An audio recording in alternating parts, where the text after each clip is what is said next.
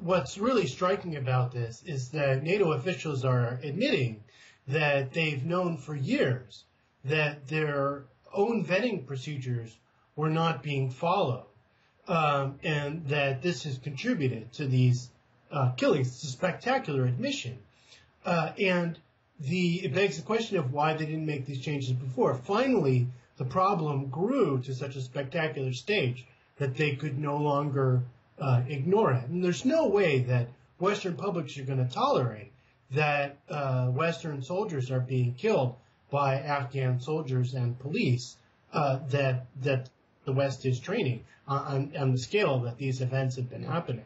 If you look at public opinion polls in the United States, people in the United States have given up on this war a long time ago. That's got to have an effect on the morale of the troops. So I think the deeper question is, what can we learn from this about U.S. policy and the credibility of the generals? We're always told to defer to the generals. The generals have everything under control until there's some spectacular episode that shows that they don't have a situation under control. And this shows the need for political leadership.